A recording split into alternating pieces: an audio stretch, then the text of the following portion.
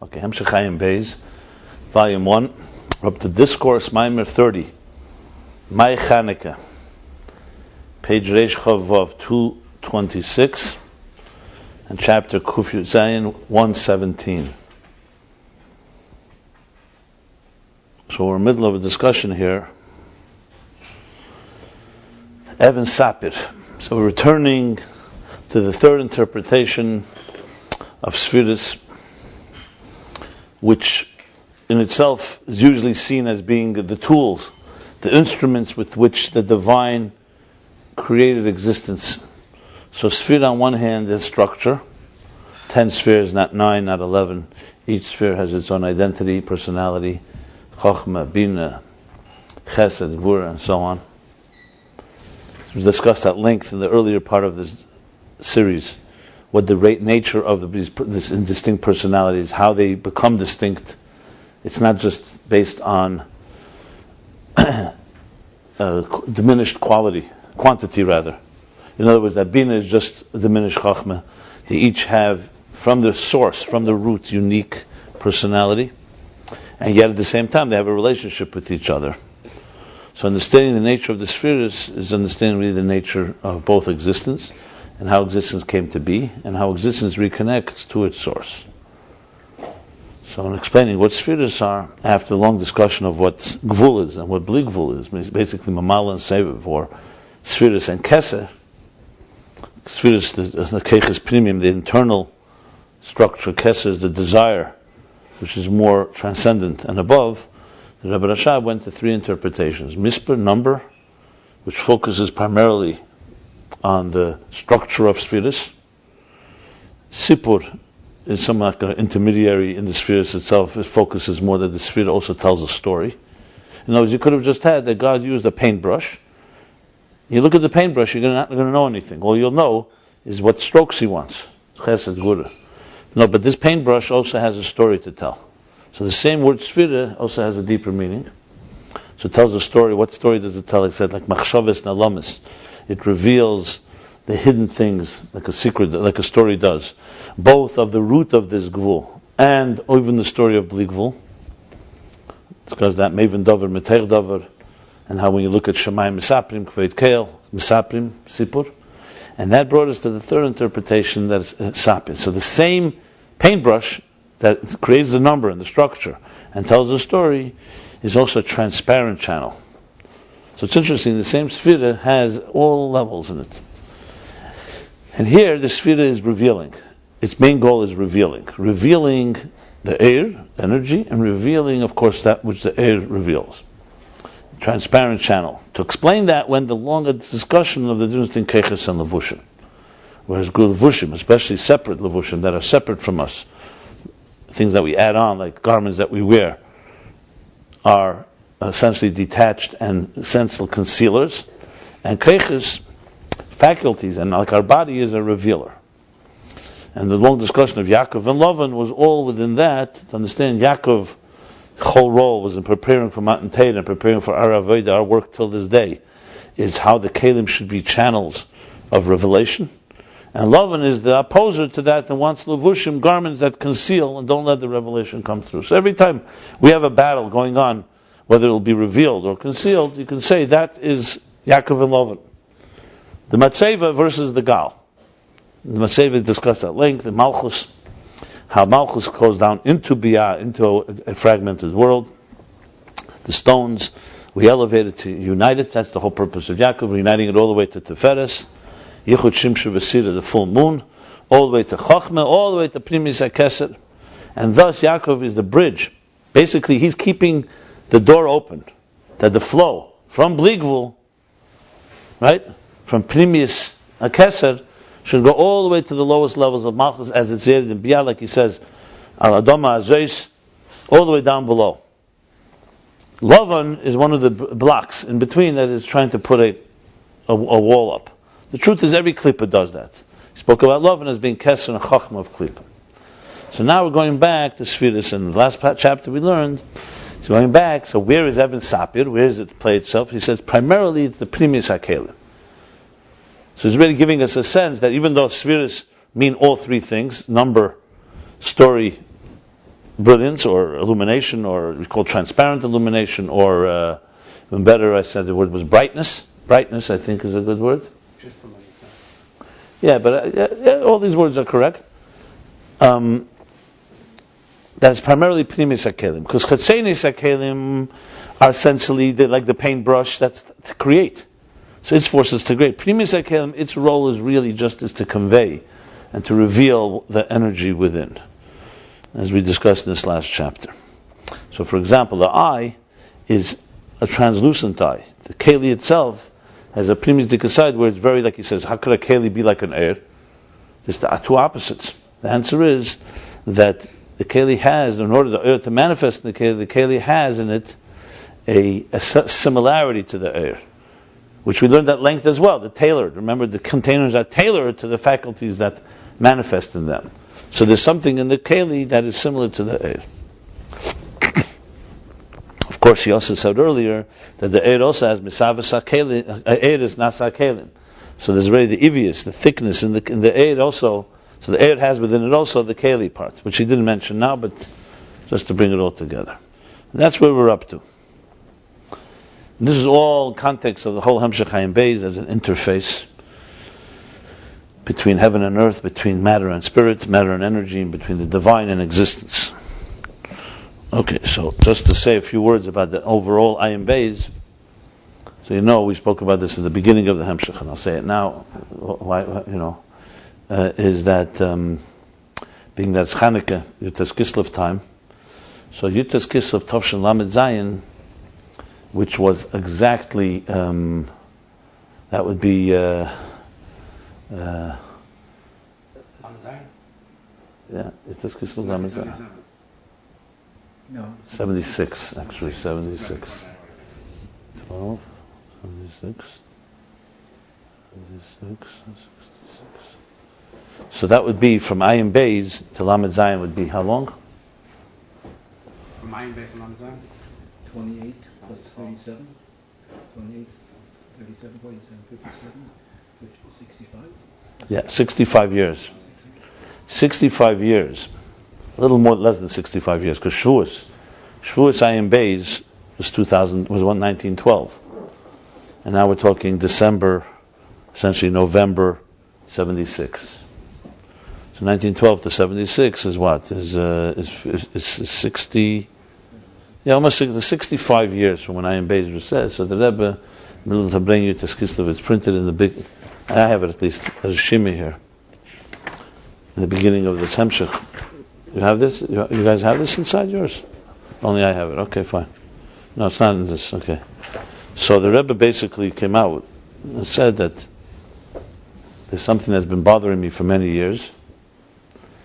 That when the Shver was moving in country to country, he gave me to watch certain ksavim, including Hemshech, the famous Hemshech Ayin Beis. And not knowing what's going to be here, there, but I did a glach and eingechapt, and I went and made copies of it. Until this day, I have these copies. The Shver, so the Rebbe brought the whole din that when you give a sefer to somebody, you're not supposed to watch. You're not allowed to look into it. You're not allowed to have tevus hano, except if the person is a Talmid Chacham, because then you assume that he's going to look into it. So the Rebbe said, not going into what the person is, but my Shver for sure knew that he throws me something of Chassidus, I'm not going to keep it. I'm not going to keep it a secret. So in other words, you can't. It's basically explaining that everything is like the Rebbe said. The Shver, many times the Rebbe said, the Shver mitgesagt hat, gewusst dass ich es nicht halten, and I'll reveal. Right. So the Rebbe said, so what's been bothering me is over the years I have these ksavim. At the same time, they were not printed. And he said initially he thought it was maybe for financial reasons, but then the Rebbe said it came out that there was a reason. The Rebbe said some type of like a sakona, and then the Rebbe didn't explain. He said, and then it became apparent that there was a justification not to print it. On the other hand, it's sitting by me. So the Rebbe said, I came up with hamtzah. What I'll do is I'm going to throw it into Chassidim, and we'll all do it together. Everybody should give $1, not for the hitzahs, just to be mishtafus. It'll be printed without any names on it. So there's no names at all. If you look, there's no introduction, nothing. It doesn't say Al Pi'ayra, it just says L'Kreis, no signature, nothing. Just a date. And that way, and then the Rebbe said unbelievable words about the Ayin Beis. Niflois l'gaba afil compared to the Niflois of Samach Vav. Now, a year later, the Rebbe had a heart attack. Less than a year later, Simchus Torah. And people note that when the second time it came out, which was in Tafshin Nun Aleph, within a year the Rebbe had a stroke. I'm not going to make these connections because that's speculation, just as it's an observation. But clearly the Rebbe definitely made it into a very, till this day, it's still not printed with names. As a matter of fact, there's some people involved in publishing it now. Some don't want to be involved because they think it's a sakana or something, even though the Rebbe said and so on. Some people told me, "Why? How could you do this?" I don't have any issue. First of all, I don't have this. Let's call it pachad alikim. Secondly, what is it based on? I'm middle of speaking. I'm going to say. Well, clearly, from the way the Rebbe described it, it seems like it's the same category as Yutas Kislev. That's why I said I would say something now, because it's connected to Yutas Kislev and Chanukah. That Yutas Kislev was a similar idea, that the Alter Rebbe went to prison for what? For spreading Chassidus. So you cannot avoid the similarity that the Rebbe is saying, that there could be a kitrig on this. So my understanding is based, we can't create our own theories. So you have to go on theories that already exist. So you go on a solid eisen and brick. Since Chassidus is a major gili, there was a snagdus. When the Alter Rebbe started revealing it, there was a opposition, and a strong opposition. And the Alter Rebbe had to even ask the Baal Shem Tov and the Maggid, should I continue doing this? And they said, yeah, Nadrab, even with more addition. So what was the problem? God forbid someone does something wrong. I understand heaven is angry. But spreading Torah, come on, the more the merrier. We live in a go. He'd spread Torah. Can you imagine a gzeira on spreading Torah? That's like... So obviously, there's something more here than just spreading Torah. Right. But okay, fine. But that's also it's Torah. Okay. It's not for everybody. The question is why not? And let's say, and worst thing is if it's not somebody, it's a cup commissioner of Shalom. If it's not people, so the worst is this. It's like spreading the king's secrets in the gossip. Explain what that means, even. But you have to understand what that means. God gave us a Torah, Matan Torah. Classified information that you're letting out. It's very nice, but my question is like this: if God gave a Torah, Matan Torah, and He gave us this gift, what didn't He give it to us to learn? But He wants only a few exclusive people. But take a government; they have information that's for the public, and then it's information. But this is not a government. This is about changing the world. Yeah. God took His most precious thing called the soul and sent it to earth. Right. He wants it to change the world. Why shouldn't every soul have access to all the Torah? I'll go for Kasha, I'm asking you. I'm saying, so what, is there a logic to what you're saying? Yeah. What's the logic? Because every king or every government has certain information that's supposed to remain in the king's court. That only is accessed. Is this a Gzeres HaKosov? It's only accessed by the... It's a Gzeres HaKosov? When you run a kingdom, that's the way it is. This answer is satisfying to you? It's not satisfying, but I can understand why there's a kitter. So why did God not give the Torah altogether to us? He should have kept the whole Torah, Chem de Gnuza, like the Malachim said. That's what the Malachim was a kitter. No, I'm saying, so why did He give it to us? The problem with the difference is a government did not create the world. Right. A government is a bunch of human beings trying to control. Yeah, God created the world for a purpose. If He's sending us down here, why shouldn't He give us all the resources we need to do it? That's the big question. So what you're saying is correct technically, because you read it, but put your seichel to it. Why would God not give? And why would there be a gzeira when someone's revealing? Why taka ein der shemaisem akov ela b'yochid? That's really the question. Misuse it. So the question is what that means. Because you could, so the bottom line is, it comes down to this. First of all, zel umah ze asa l'kim. Whenever there's a big gilui, right away God also creates an equal resistance. So when God Taka gave Matan Torah, right away came the Samach Mem and became a Chet Egel. When God created the world, Chet Tzadas. It's a Migdash. There's always a force that is, like we learned, Lavan. There's always a negative force. That itself is the challenge. So you really could say the Kitrig is meant to be. That's what Dav Zayin. There's always a resistance when something new comes into the world. That's A. Whenever this changes, a resistance. B, why is there resistance? Because the stakes are high. The stakes are high. If the Nochash did not convince Chava and Adam to eat from the tree, Mashiach would have come. So two people had to resist. Basically, it was the collective Yetzaharas of 7 billion people today, because they were the only ones. If they did the right thing, everything would have changed. So the stakes are high. And the whole part of the Tzimtzum Arishin and all the concealment is exactly that, to resist and so on. Now, the other end of things, what you say is correct, but let's elaborate a moment. Pnimis HaTeira has the power to reach into the engineering room and change things on a neshama level. Nigla does not have that power. Nigla is God's will of what He wants you to do in this world. And yes, within Nigla is also hidden God's secrets. But it's primarily the operator's manual, Nigla, which means the technical, how God wants you to live in this life. Like we learned, to learn Torah, to do mitzvahs aligned with the divine wisdom and the divine will. But to go into the we call it the source code, and that was not given to everyone, because it can be very dangerous. Exactly because of Samach Mem. The wrong person gets it. He could change it the wrong way for selfish reasons. The Rebbe Samach Tzedek says, why Kabbalah? You have to be careful learning Kabbalah right in the beginning of Sheresh Mitzvah, because Mekem Megashim Zayin. Like the story when we were told with the plate. Because you're not Megushamim. People, look, you see what people do with wisdom. You see what they do with mystical wisdom. They abuse it. They do it for selfish purposes. You see this all the time. Because people are selfish and greedy. So it has to be delivered with great care. Which is why Rashbi and all the Gedalim and Pnimis HaTeira were very careful who you teach it to. The point was, always everyone knew that once Mashiach will come, everyone will learn Pnimis HaTeira. That's not a Chiddush. Yishakenim and Shikas Piyu. Because that's a pure world. But to get there, basically the system was that most Jews in the community, in a shtetl, in a city, learn Zayt Gutid, and there's a few people who work in the engine room, the tzaddikim, the gdelim, etc. However, two things changed. First of all, we got closer to Mashiach. This is Rebbe's famous sikha. He discusses of the two reasons Chassidus was in his gal. Secondly, the darkness became intense. And Haba Atalia, before the dawn, we went out of a shtetl. So no longer, this is the way I always explain it to even secular people. I said, no longer do we have the insulation. Once upon a time, people picked up Yiras Shamayim, a sense of godliness, just from the chicken soup smell on Friday in their grandmother's kitchen. We don't have such an environment anymore. So that insulation was a way also naive.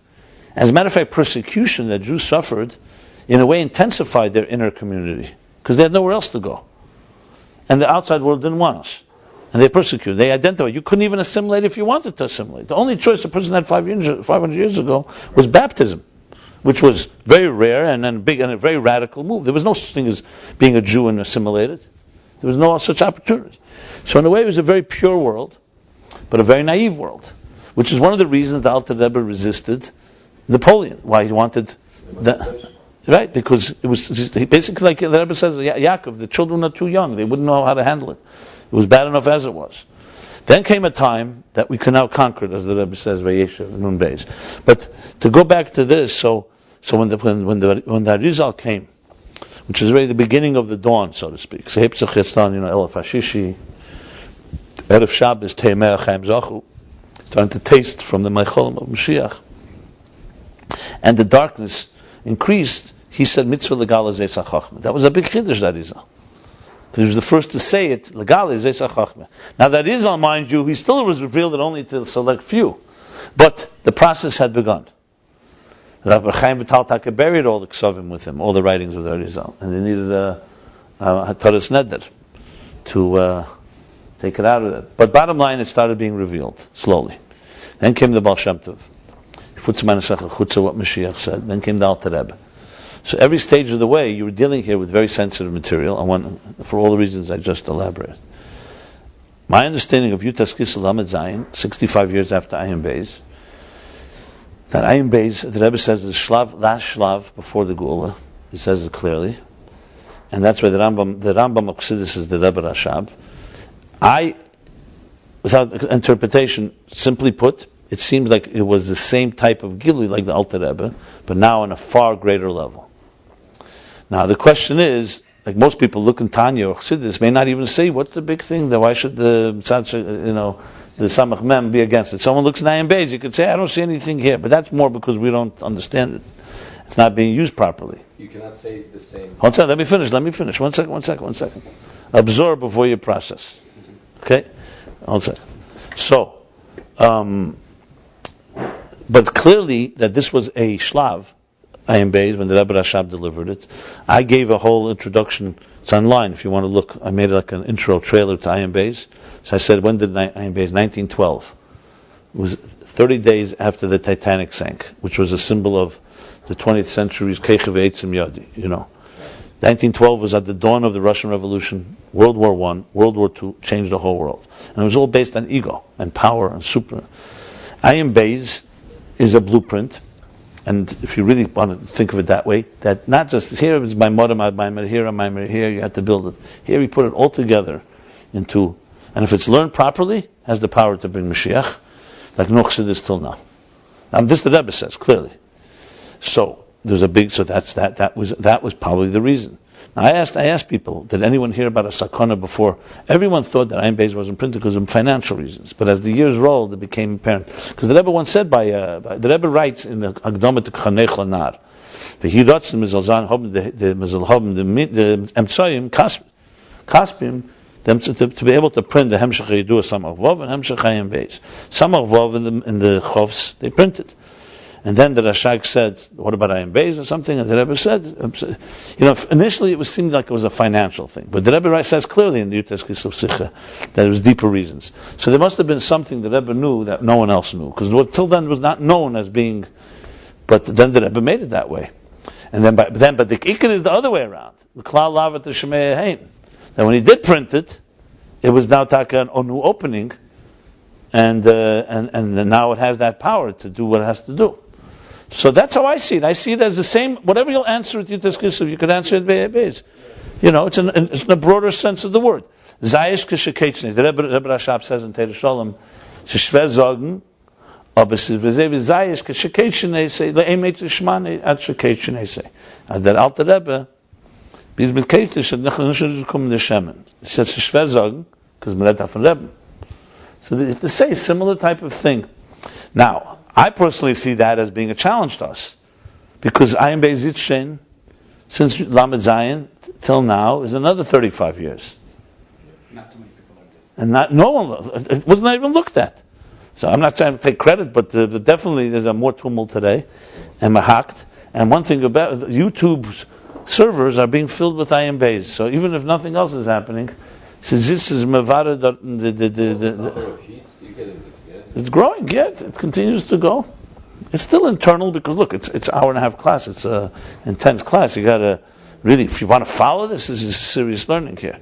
But it's there now. It's there. So it's a big thing. I think, my opinion, it's there out there. Somebody wants to. Bachim tell me that they learn, and somebody have a question, they go to that chapter and they look it up. So you can do it that way. Whatever, however, people. That's the Teichen Hadvarim. So.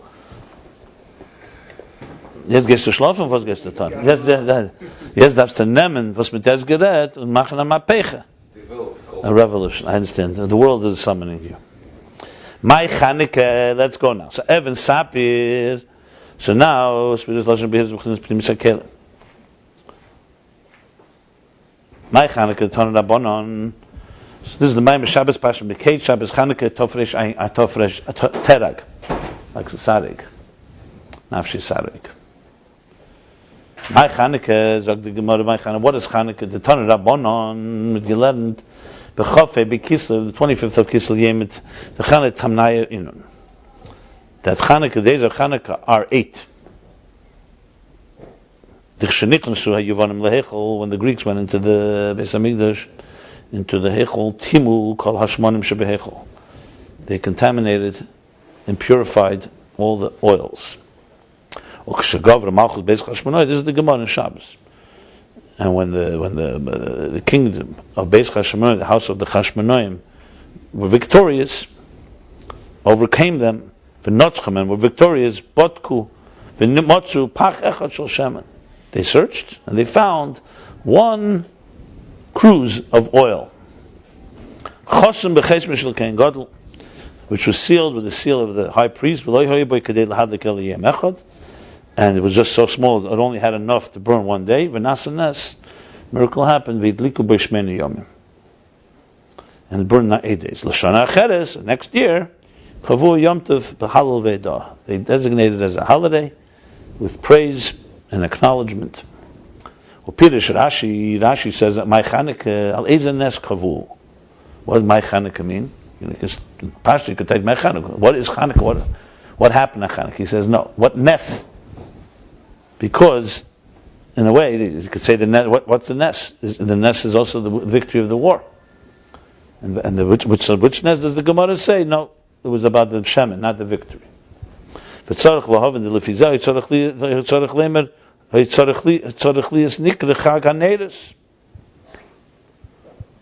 to Rashi, it should have been called Chag HaNeres, not Chanukah.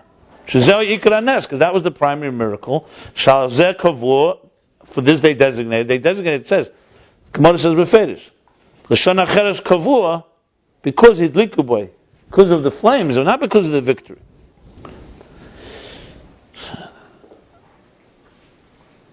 So why is it called Chanukah? Why not called Chag HaNeres? We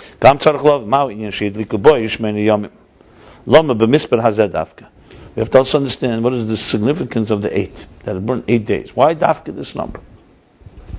Why did they make the primary miracle the miracle of the flames and not the miracle of the victory, which is really the cause? Without the victory, they couldn't then have the opportunity to find the oil and burn and light it. And it's also known that the victory was the Chavdalet, 24th of Kislev. For Nes HaNeres, the miracle of the candles, was in the 25th. That emphasizes even more, because if it was the Netzachon, it would have been designated the day before. It's designated the day after when the flames burned. Well, the Hov and Kol Zeyesh Lahagdim, to understand all this, we have to preface Mashin's Bar that was discussed earlier. The Shem Sfira, Humaloshin Evan Sapir. The name Sfira is from the word Evan Sapir. As I explained, Evan Sapir means a translucent crystal, as opposed to, doesn't necessarily mean sapphire stone, which is usually reddish or other hues. Evan Sapir, so it's Evan Sapir. What's Sapir? Whose Sfiras should be Hiris. That it's a illuminating, brightness. Shemagala se'er bli hester. It reveals the energy, the light, without any concealment.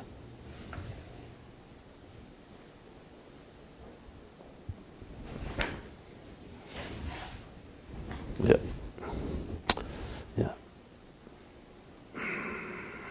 In this boy, and then was explained the Hainu b'kelim that seal is b'chinas primis hakelim. That this is referring to the Hainu, I guess more specifically,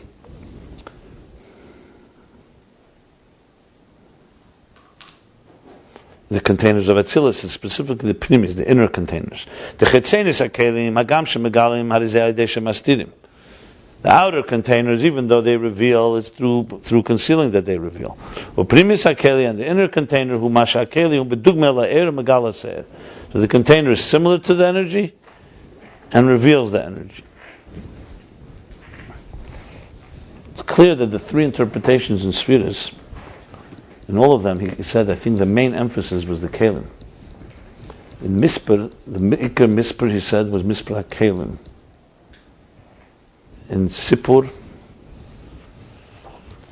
he said it's also the Eir is high, it's also the sphere is higher than Malchus, that also reveal because there's more Sipur even in where there's less Kelim. And here he's saying also Kelim, containers.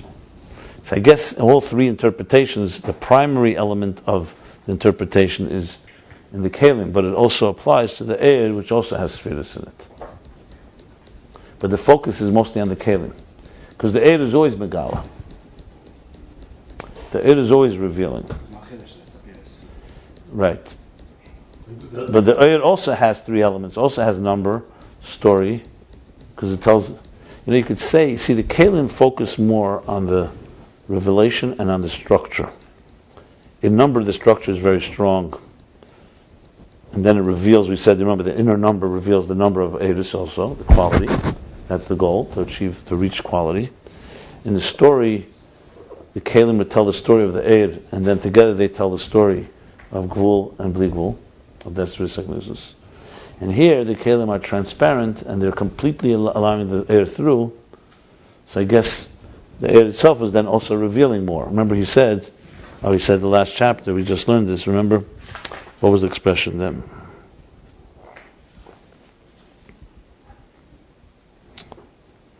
That as the Kalim reveal more, they draw out more oil. Where was that?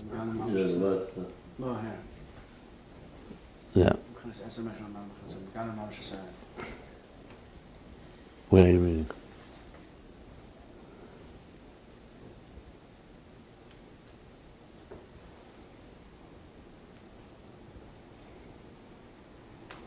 Yeah, okay, so they draw more out there, that's it. So in other words, it's really in all, both in Eidus and Kalim, but the emphasis is more in Kalim, and by Kalim have that impact on Eid. Because if you said all the three meanings were only in Eid, you'd be lacking the real manifestation of it. If it's only in Kalim, you're also lacking the whole Gili of it. So really, all three levels are really a revelation. Okay. Don't always come together as a Kali? The oil is always packaged with the Kali? Not necessarily. The Eidus have their own root. For example, like a good that you could access it. But could you access the oil without a Kali? You may not be able to access it, but it exists without it.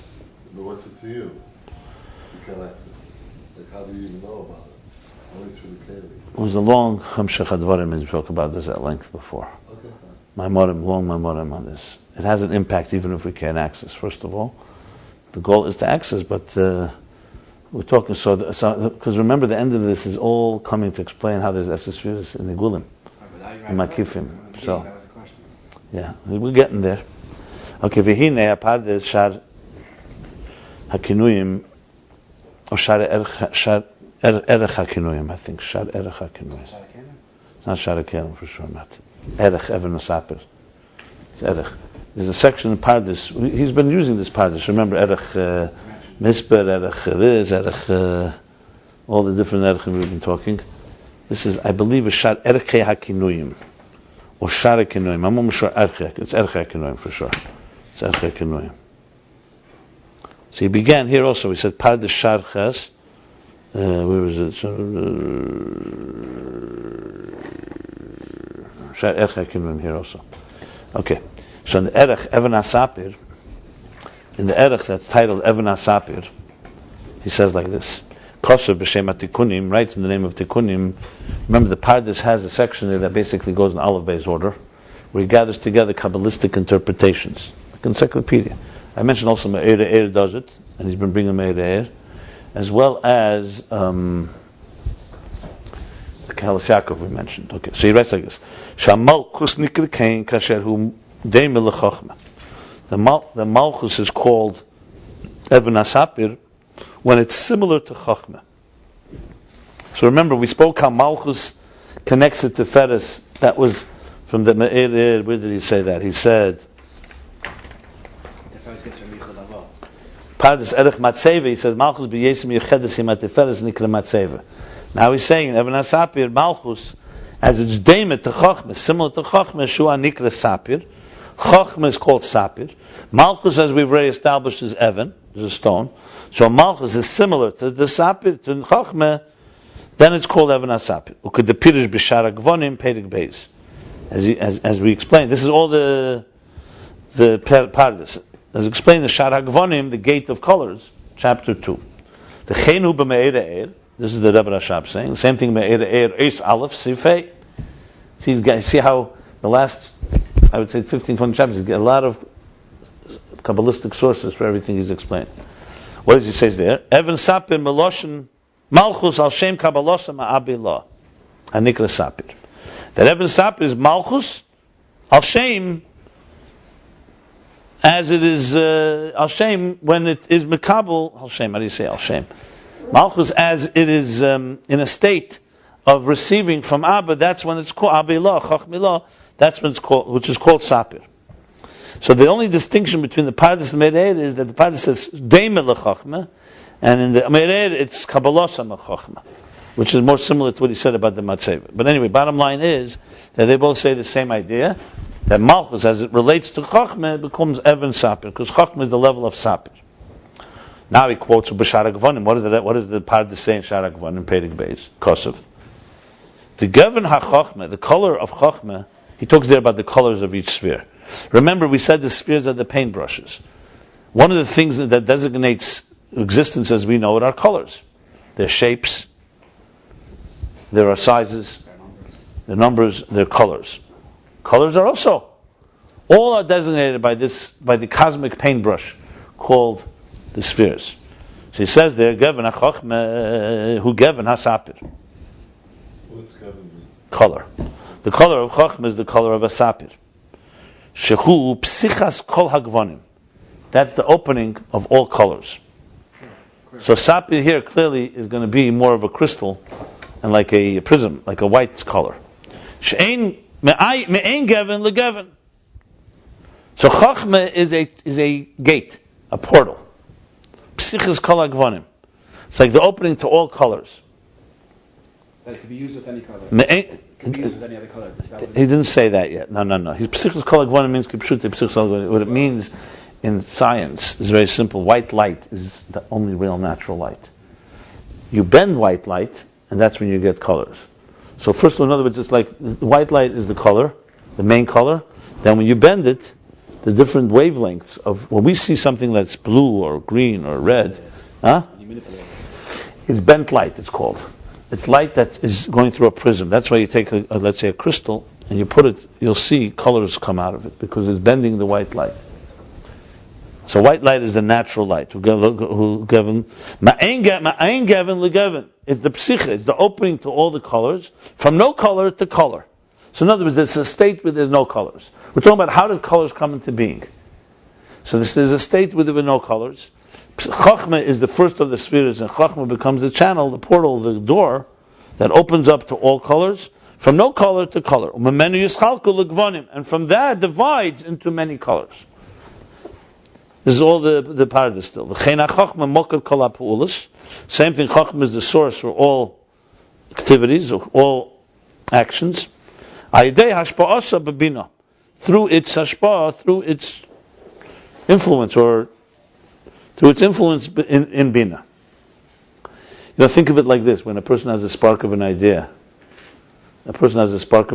so that spark is the opening to everything that's going to come out of this idea. Through transmitting through Bina, that's when it begins to break down into details. Like it says, everything was made with Chachma, the Chachma Mokrakel. We see from that, we say everything was made with Chachma, that means Chachma is the source of everything. V'zeu kulam b'Chachma. That means kulam b'Chachma, and v'asisa is b'Bina. So it goes like this, kulam b'Chachma. Everything is in Chachma. And through that, the asisa you make through Bina, that travels through Bina, and manifests into details. The Bina tsayora tsiyurim. Bina is like the brush. The Mitzayir is the one that draws images, forms. So in other words, Chachma is like the root of the paint, and Bina is the one that actually shapes it into details. So essentially like this, so the paintbrush, you stick it into ink, and then you paint it. That's Bina. Okay. So sticking it into the ink is the first step. V'sham Perik Hey, and there chapter 5, is also Shar HaGvanim. Bir explains, Shach Chachma ein bo gevin. The Chachma has no color. B'shem hatikunizer, like it says in the name of the Commissioner, like it says in the name of the Kunizer, the Yud Hashem Havai leitofis begevin klal.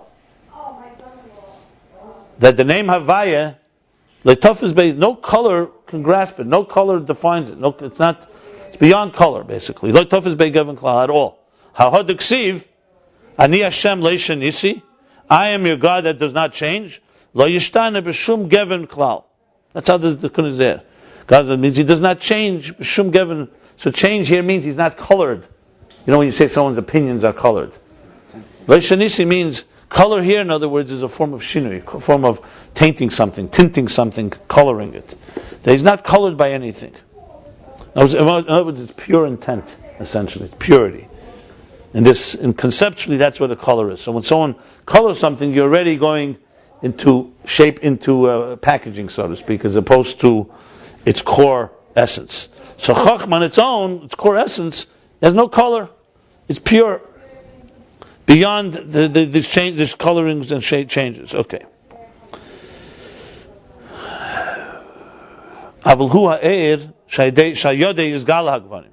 So even though it has no color, but it's the energy that through it reveals all the colors. So to say it doesn't have a color at all, that's beyond color, it's not beyond color. It's beyond the colors of color. But through it are revealed all the colors. For who Mashal Allah Shishiyes? This is Chachma or Torah? This is Chachma. For who Mashal, and this is an example of Shishiyes Asui Gvanim.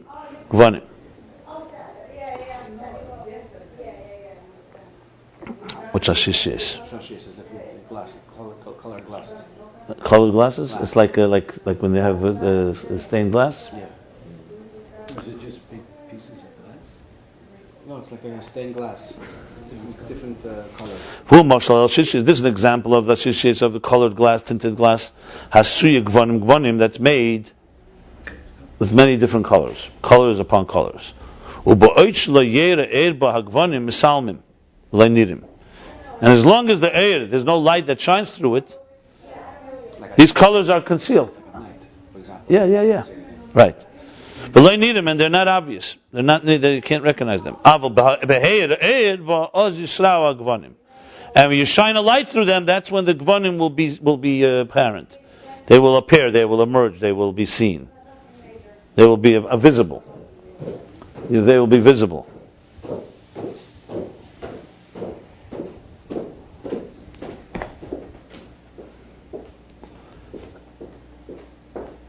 Similar example I've given, just to make. Not to add an example, but when you shine, for example, you see film. You see a film. You shine a projector of white light. You put a film in front of it, and then you see the images. The film itself, you can't see anything without the light shining it. Here it's a little more. So basically, he's saying is that something that is colored, but you need. See, here it goes even deeper. It's not just revealing the colors, it's actually, the colors come from it. Okay, let's see where he goes with this.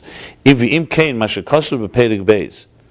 So now he's going back, the Rebbe Rashab is saying, that according to what he says in Peirik Hey, the Shara Gvanim, Im kain, if that's the case, Im kain, if so, what he writes by Peirik Beis in chapter 2, Shememenu Yischalka HaGvanim, that from it, from Chachma in other words, like I said on top, that from it divides into colors. It doesn't mean that the colors come from the core and personality of Chachma that has no color. Meaning, this is not the way it is. That meaning that it's also a color. In other words, you can interpret what he said in Peirik Beis that it's a color, and that's why, and everything is included in this color, and that's why it's the psichus shamoka kol gvanim. Prat. That's how you could have interpreted it. He's going to shell it. He's going to say he's going to negate that. So it's like a klal prat. The klal she'em bechlal el masha befrat. In other words, everything in the details is included in the klal of this eir. This klal encompasses all the details. The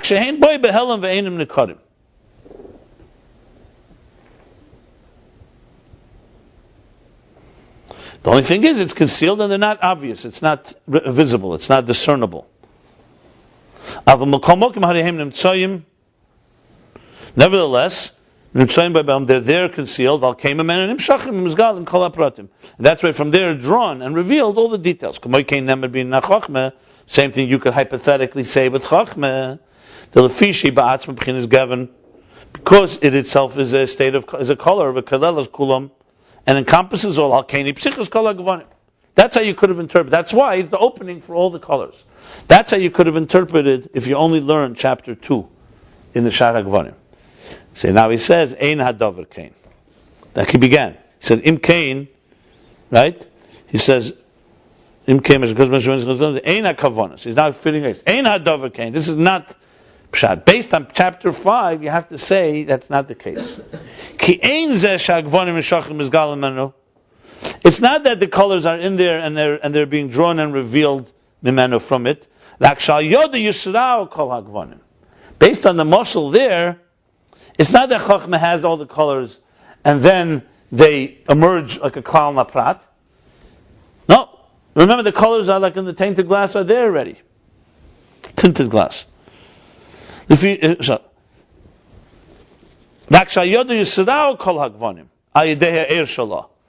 The pshat is that through Chachma, through the air of Chachma, the right of Chachma, all the colors that are already pre-existent somewhere are being revealed, but not emerging from Chachma.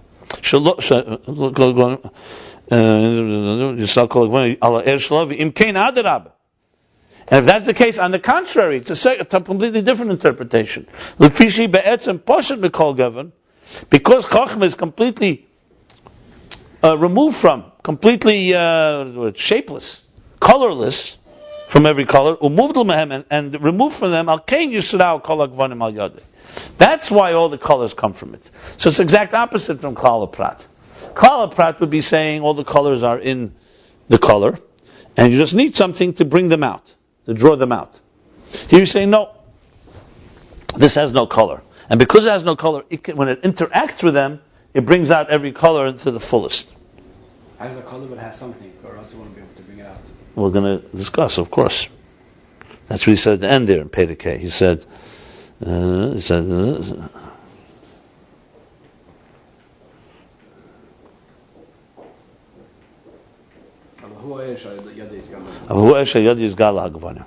it has something. It's going to explain it. So that's the Adarabah. He's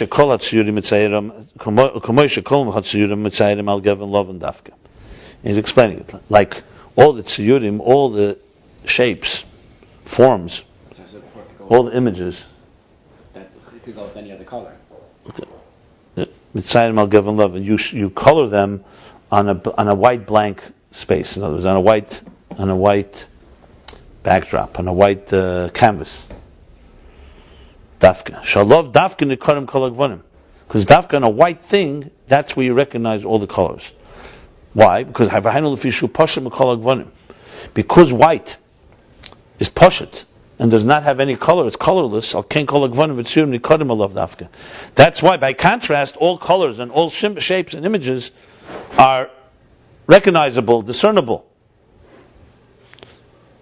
The chol hagvanim k'may edem v'yarik. Odem. Because all the colors like Odem, V'yorik, red and green, Yeshlam Kira Ve'erech Zelazeh. They have a commensurate, they have a certain proportionate relationship to one another. The Emik Yoruk, Neitilat Mumias. Deep green leans toward red. Yoruk over here means yellow. You think so? Usually, people don't realize it. Yoruk. But I think he means green here because deep red is yellow or deep red is like greenish. Deep yellow would be closer to red than red. I'm saying deep green rather is Neitilat, deep yellow. Deep yellow is closer to red. I think deep green is closer to red. Okay. No, I know what you mean because sometimes you're right. Yoruk, no, you're right. I'm almost sure he means. Okay, it doesn't change pshat. But I understand. Yeah. It's like the song. I don't get it. What? I still don't get this. I always thought that the simple carries nicer. Let's see where it goes here. Let's see. He looks like he's being thorough. Let's see. So he's saying that the emek yaruk, let's say yellow. Yaruk, okay. So we're defining yaruk, red as in yaruk being yellowish. The truth is, yellow and green are in the same family, I believe. Yeah, they're not. Green is a form of yellow, I think. Yeah, I think the main colors are red, blue. Purple is already a form of blue. Yellow, red, blue, yellow. Green is a mixture. Okay, anyway, fine.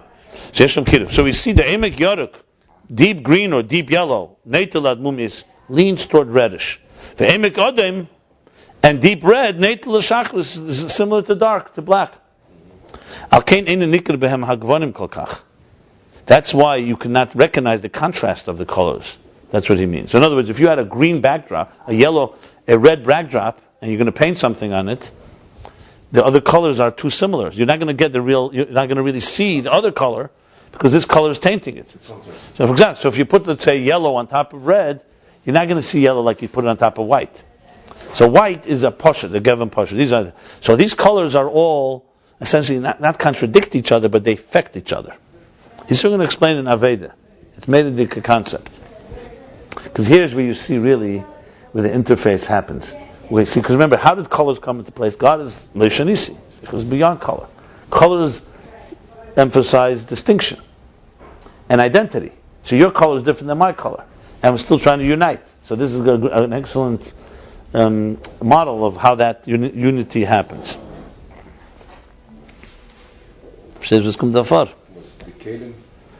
No, let's not jump the gun. No, but he's first identifying colors. So the colors, Chochmah is going to introduce something that doesn't exist. White introduces something that colors cannot introduce to each other because ein chavish matrasasmi. The colors are. They have their own source. Let's see. You're seeing life through colored glasses. Yeah. So anyway, so that's the story. Akin ein nikabem gvanim kolkach. Ki im begeven lovan liyesem muvdul me'erech. Except rather, by contrast, the white color white, being that it's muvdul, it's not commensurate. The other colors are close to each other. Therefore, nikarim boy kol hagvarim. That's why in it are recognizable all the colors.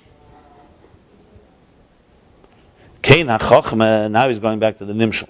Same thing, chochmah muvdalasi mikol ha-spheres. Chochmah is separate and removed and apart from all the spheres. Shehi b'chinas er poshet. Chochmah, compared to the spheres, are air pashat. It doesn't have a color. That's why through it is discernible, is recognizable, distinguishable, all the colors. How they are, that's the key. How they are in their core. The full color is only expressed, only Chochmah, through it they get revealed. Mm-hmm. Again, without Peidik Hey, you wouldn't say this necessarily. You could have a different taich. Okay. The mashu ba'atzme b'chinas gevin hari kishemer b'madrega acheres b'hechlech sheyesh taruv v'zgvonei. Okay, what does this mean? The mashu ba'atzme b'chinas gevin? Yeah.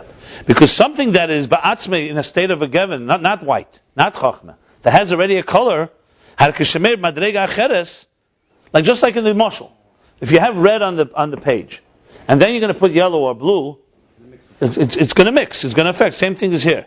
If it has a color of its own, if you come in, well, of course, Naveda is going to be. If I come in with an agenda, and I'm not pure, it's going to taint whatever is going on. When it radiates another thing, you have to say that there's going to be a mix of it. Let's say in the lamb, Gevin Shal HaMadrega Me'ira. In other words, he's talking about the color that's coming in.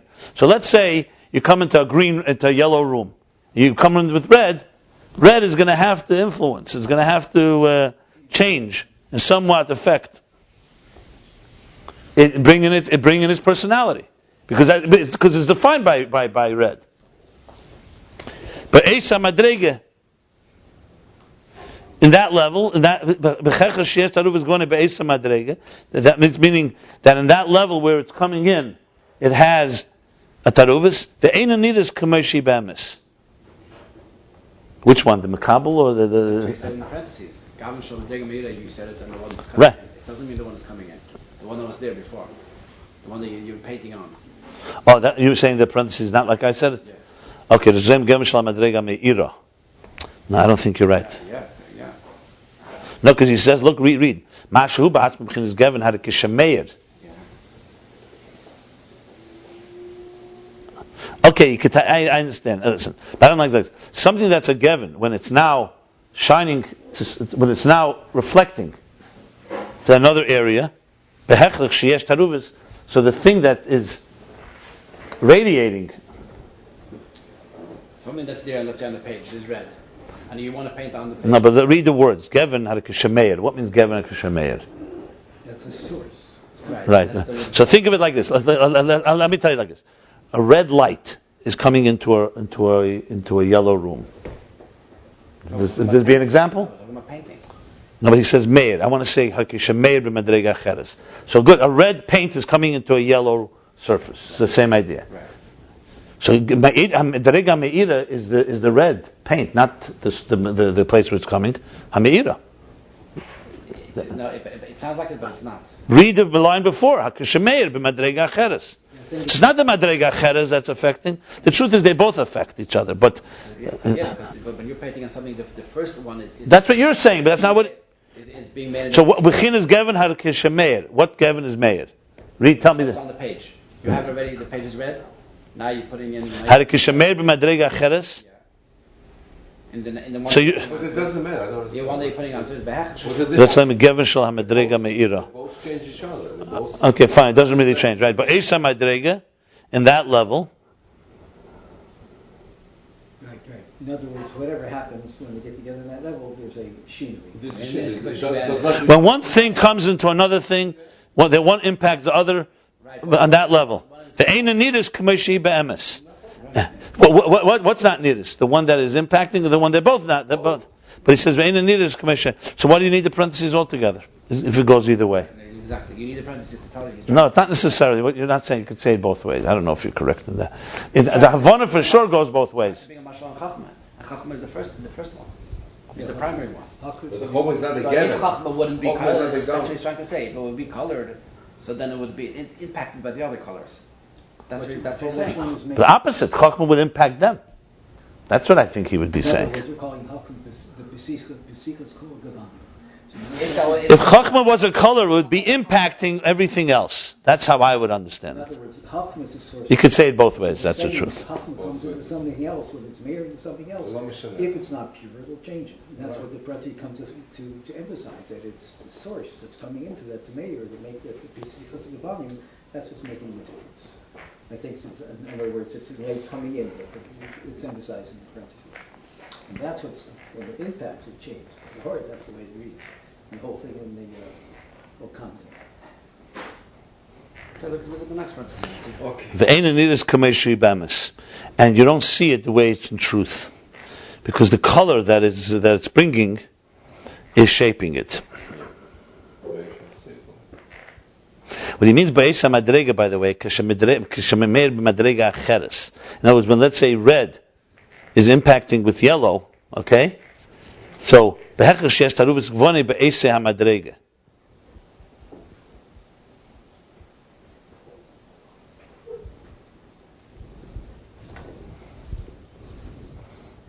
That's impacted. You see. Okay. Well, I think if you read further, Now he goes to parentheses, giving an example. Like, for example, seichel, that indicates an emotion. So let's say, for example, a person who's got very emotional about something, very excited. And seichel tells you, very excited. How much will the seichel say? It's not going to reveal the emotion in its full colors, in its true colors. How it is fundamentally. It's going to be, because fundamentally the emotion is higher than seichel. Seichel is going to taint in some way if I explain or use my seichel to understand someone's emotion, that seichel is going to somewhat taint the experience. So it does not, in other words, it colors the story. It doesn't it doesn't give you the way it is in its purest form. So this would be like seichel, like chachma. This would be like bina. Like bina would not tell the whole story because bina itself, because seichel has its own color, its own personality. So therefore, it would not convey the message in an undiluted way. It's an interesting example. Avamasha poshet mikol gavan, but something that is completely devoid, or simple, or something that is colorless. Shaposhet, that is removed from, that is stripped of. Stripped is a good word. That's stripped of all color. It reveals, it indicates on, it exposes the truth of all the colors.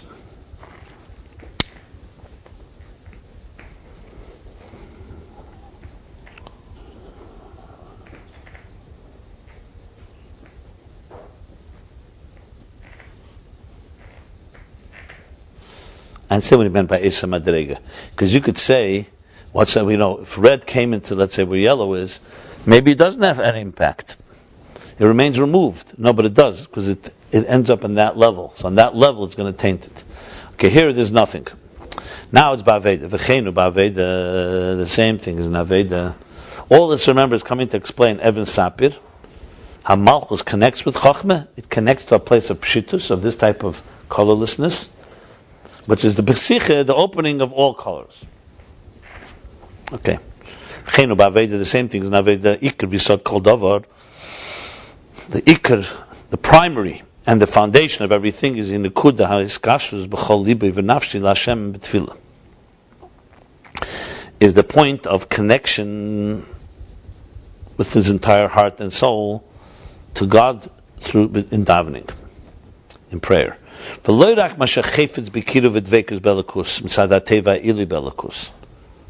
explaining what means pshitis, in other words, colorless. Not that he desires to be close and bound to godliness because of the good and the advantage and the superiority, ha'ili belakus, the quality of the divine.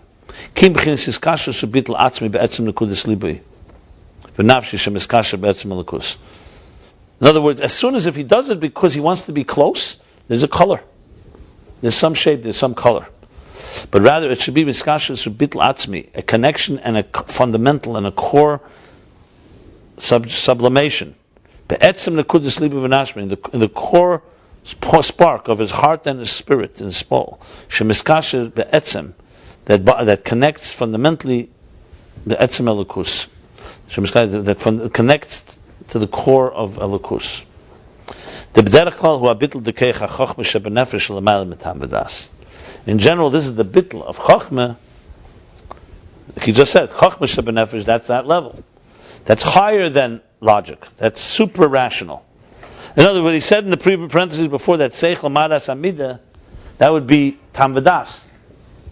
Logic. And the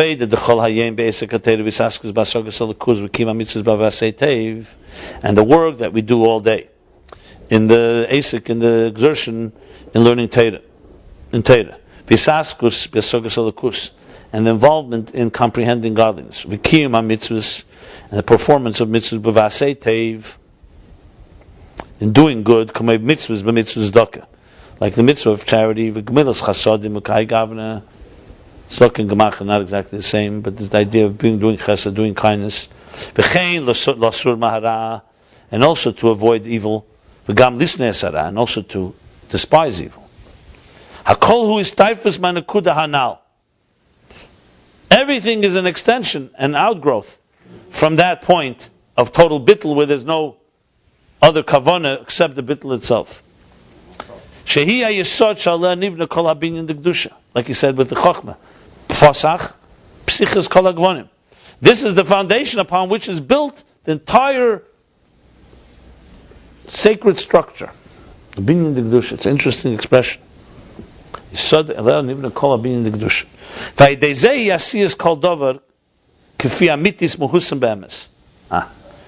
And through this, because this is the foundation, it's coming from a place that is not colored.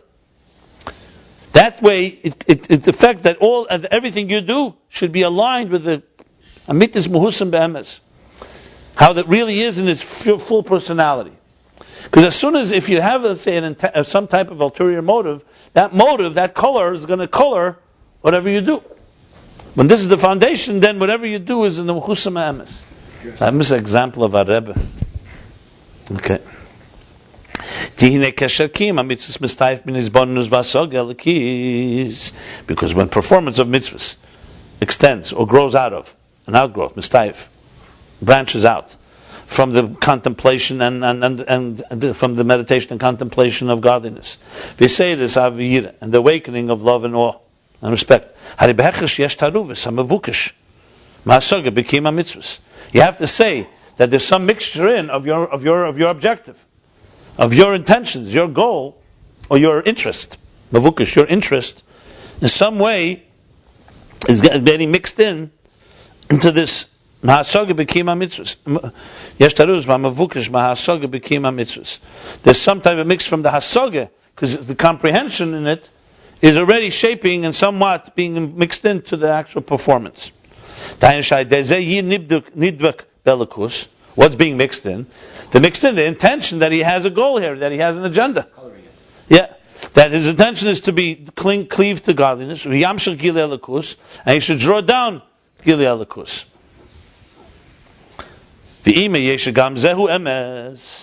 She says, okay, 1 second.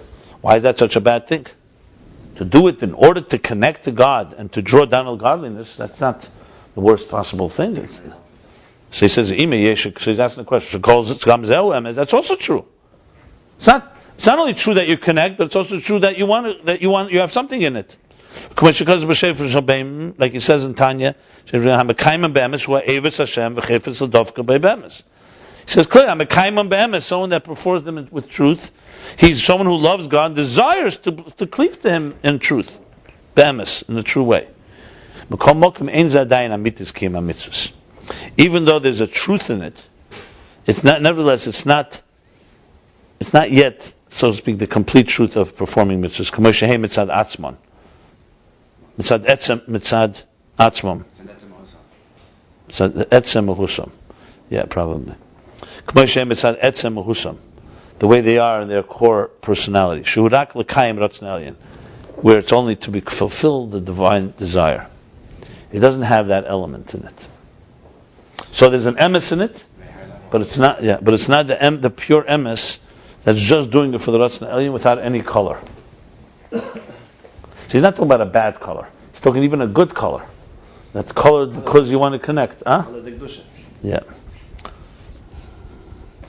Well, levadzes, so that's one element. It's not pure. And levadzes, beyond levadzes, and besides this, sheyochali is b'zat ta'as.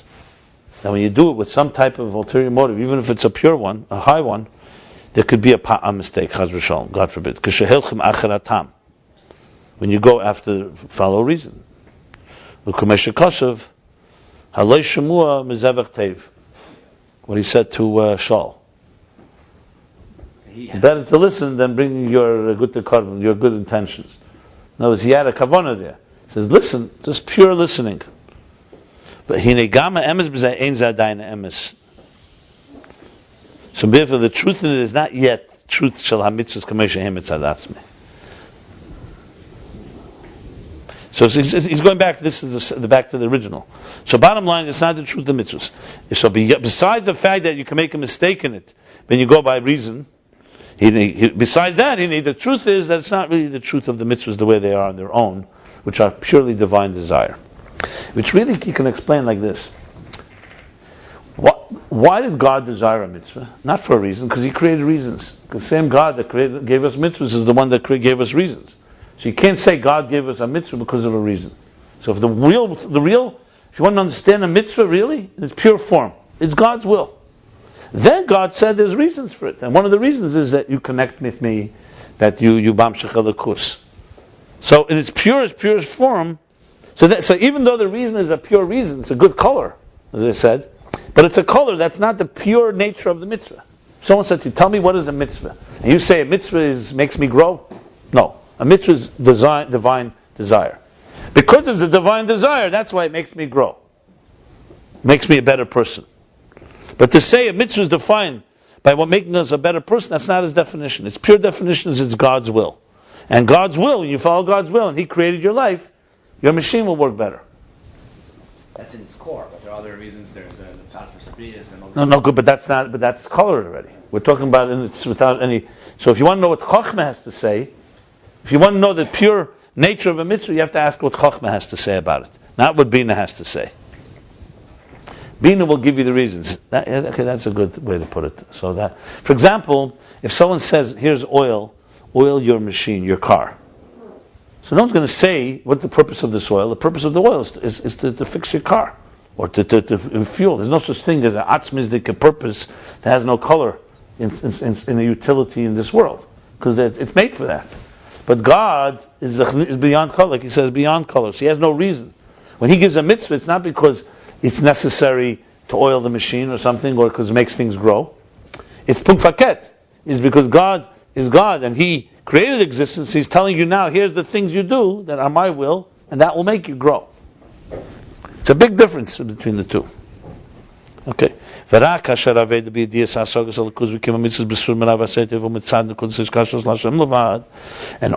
when the Aveda, in knowing and comprehending the godliness and performing mitzvahs in good, doing good and avoiding evil, is because of this point, this spark that connects to only to God. In other words, that's the core of it. Then everything that's done is done b'mitasam, with truth. They're done with truth, the way they are in their real nature. Let me just give you an example. A Rebbe. When a Rebbe gives a Hira, tells people, here's what, advises them what to do. So Chmon al-Islam, the Rebbe had an agenda. If you do it, I'm going to make money. Or if you do it, I'm going to get closer to God. It doesn't even have to be a bad agenda. Then he's not really bringing out the emes in each person, because what you're doing has a reason. There's something we're going to get from it. But being a Rebbe is like Chochmah. He has no color. He has no interest here. All he cares, like a white backdrop. So all he is to give you your ability to be you, to fulfill your shlichus, not to give you be part of his agenda. Nothing in this world is that way. If someone wants something from you, it's not because they want you to be you, because you being you gives me something. So I'm hiring you. I'll pay you money to do your thing, even if I let you do it completely the way you want. But at the end of the day, my color is shaping what you, because at the end of the day, I need something from it. And if you don't do it exactly like that, you're going to have to change what you're doing. That's how the world works. Everything colors everything. It's very interesting, because in anthropology, they have this big chira. Can you study, what would it be like if you studied a civilization that was never studied? So they have a problem, because as soon as you study it, you're already impacting it. Because if you move into a town where nobody ever watched them, they already see you're there, you're watching them. So you're already affecting, even with the slightest form. Your behavior. Yeah, unless you did it.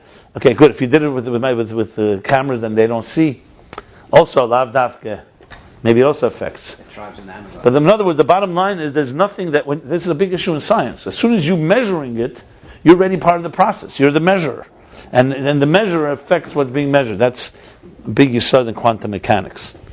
Anyway, the point being is, like for example, is it possible someone walks in this room and it's not going to have an impact? It's going to have an impact. You may ignore it. You may be, but you cannot say that it's because we're all commensurate to each other. But a person who has no agenda, meaning he's complete chacham, achrit chacham de kedusha, chacham de kedusha, like you said, that is bottled completely and has no color, can bring out the true colors of other person in the deepest possible way. What Rabbi Sachs said, the Rebbe wanted not followers but leaders. Yeah, that's very good. Because after Gimel Tammuz, you can see this. Because the physical color of the Rebbe is not there. And nevertheless, people do what they have to do. Okay, you could say it's lingering from before. It's another story. But, okay. Very good. Right to the gang. But be'emes, and in truth, l'gabi nekudas halev, shavi hiyasogel kisi mitzvah tzedakah b'sinas hara. He's going further, and in truth, he just said, okay, what he said now was, compared to the color white, if color white is the backdrop, chachma, no color, it brings out all the true colors and everything else, according to their etzemahus. Now he's going further. He says, in truth, compared to this white color, Kudas Halev, everything, the comprehension of the divine, with giving tzedakah, and despising the evil, is all equal. So it's not really bringing out the color of each thing, it's equalizing them all.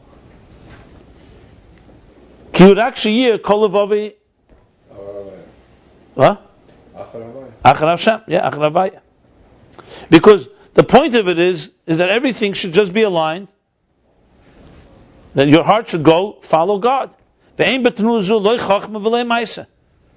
tenuah that you're moving toward godliness, there's no chachma, no maisa. It's all equal. And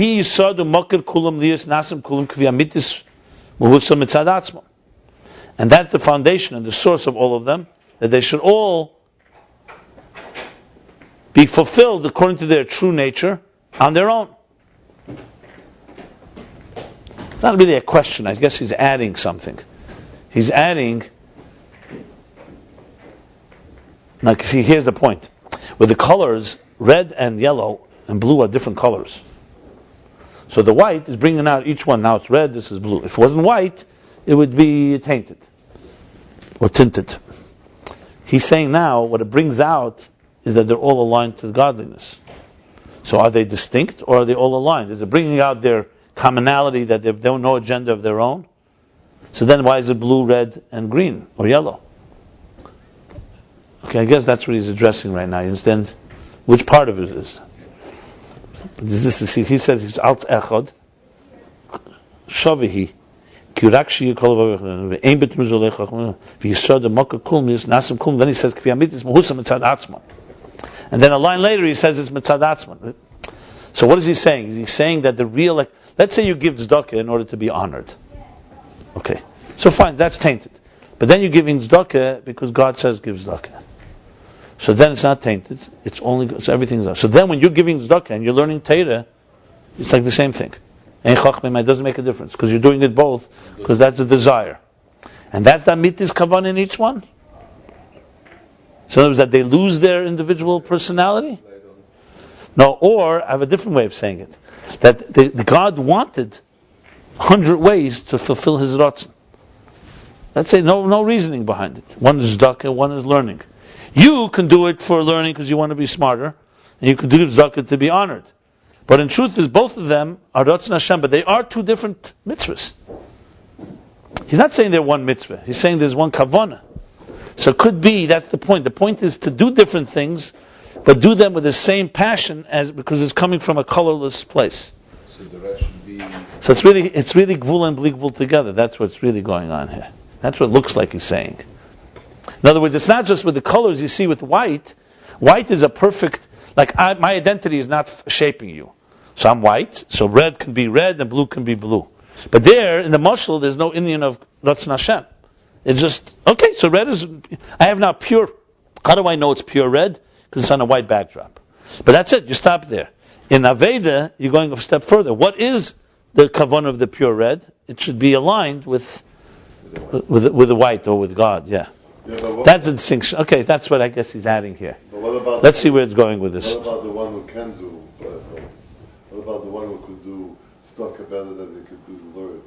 And he can't learn. Or someone could learn, he can't give tzedakah. First of all, everybody could learn. Everybody has a mitzvah to learn. Everybody has a mitzvah to learn. Everybody has a mitzvah to learn. Everybody has a mitzvah to give tzedakah. Someone is able to give more, so he gives more. Someone can learn more, he learns more. I'm speaking about the beauty of tzedakah, the beauty of what excels, for example, in a different. That's why you would have. I don't think he talks about it. It doesn't matter what. Why is that relevant here? On the white background. That's what's the whole idea. The purest form of anything. What would be the difference? Because you want to have so many different ways. Why would you want to have so many different ways? What's the difference? Why? What's the difference? Why? He doesn't. It makes no difference. Why? It's not your business. Why? He wants it that way. The Melech wants you to go walk 10 streets. Makes no difference. Why? That's the whole point. As soon as you ask why, you're asking what's in it for me. Well, what do I benefit from it? That's the point there. He's talking not. Talking from the Melech's point of view. So he wants. That's what he wants. Yeah, but just like he wanted it b'tachtenim. Yeah, but you see that you have different people excelling in different things. But that's not relevant here. Why is that relevant here? Because he wants different people should excel in different things. Do it the best. That's what he's talking about. We're not talking. You don't have to worry about God's intentions. We're talking about our intentions. From the colors, from the cane, from the wool, as you said. So what? To realize that it's one with Blikvul? What? To realize that the backdrop and the cane. He's going to finish this. He's going to get to this. This is the whole Evan Sapir. I think what he's doing is aligning the avonim of Malchus to Malchus, and Malchus is becoming connected to Chochmah. The question is, what is Chochmah doing to the Alma de Pruda? That's what you're asking. We're getting there. Bottom line is, this element of Sfiris, Evan Sapir, is doing something to this world. The world of numbers, the world of the story, we're getting now, Evan Sapir is doing something. He's in the middle of it. We're not finished. Colors is right now a symbol for diversity. That's what it is. I think it's even more than Kalim, but we'll see. I'm not sure. It could be. We'll see.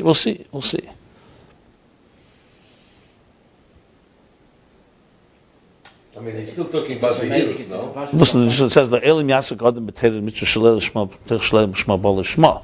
The bottom line is, we human beings cannot achieve this level that quickly. He's not talking right now about achieving the level. He's talking about it is the purest level. And it makes no difference whether you're doing it for other reasons. The bottom line, this is the purest level. Doesn't it be heroes? This line. Huh? Doesn't it be heroes? I don't know. Let's see. He's talking about it. He's going to conclude this subject. First line is the Mamshlechin of Baal Shem Tov. The Baal Shem Tov came and said that the Pashto were just on the same level as the Bali Nigla. No, the Bali Nigla thought that they were closer to God. In that sense, the Etzem, in the Etzem. Yeah. Mitzvah says like it's the same level. Yeah. You do to the, Well, the Maila. Yeah. That's good. Well, the Maila. Now he's going back to the Maila. Well, the Maila zeu b'chinas hachochma shemuvdelos be'erech she'en b'geven klal be'etzem. And what is this Lamaila? We just said this in Aveda. What is it Lamaila Natzilis? He's going back. After this all Aveda, he's now going back to the original subject. This is level of Chochmah that's separate and apart. Berech she'en bo gevin b'klal be'etzem. Does not have fundamentally any color. Va'yoda Misraim kol ha'gvoim. K'moi she'en ba'amitis muhusam. And through it is revealed, what's more, it becomes obvious, it's distinct, it's Misraim. There's a word for it. So Misraim,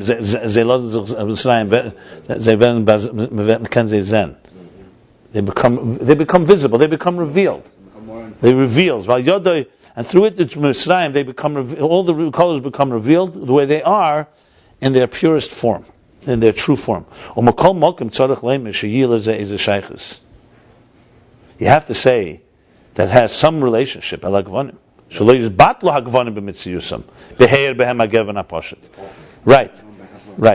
They have to say there's a relationship, because it's that the color shouldn't completely disappear when this Gevin HaPoshet, this simple and colorless color shines. For example, if you suddenly put the sun with all intensity, it would just burn everything through, you get no color altogether. Or blindness. Actually, if someone shines a very powerful light, you won't see anything.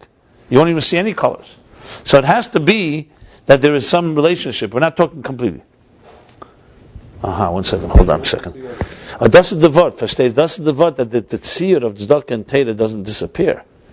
It's just that their tziyur, the real nature, true nature of them is God's will. That's the point. But they do remain tzedakah and Torah. It's not like, we're not talking about here the idea where the Rotz and the Elyon, there's no distinction. He wants a distinction. So if Keser was revealed, then you would lose no colors altogether. Then it's B'chlal. Here you want different colors. In other words, God wants you in the morning to daven Shachris, in the evening at Ma'ariv. It makes no difference. Why? The spiritual say doesn't matter. In other words, you know what this is? This is where Keich HaGvul is. He wants the Gvul of existence. He wants the Gvul. That's Chochmah has to recognize Gvul. Keser doesn't recognize Gvul. Keser is a bleak Gvuldik energy. Chochmah recognizes Gvul because it's one of the spheres. That's the interface. The Chochmah is like an intermediary. It understands Pshittis because it comes from a higher place. But it recognizes and gives room for the colors and reveals those colors. It would be the difference between sitting with a Rebbe or sitting with a great teacher.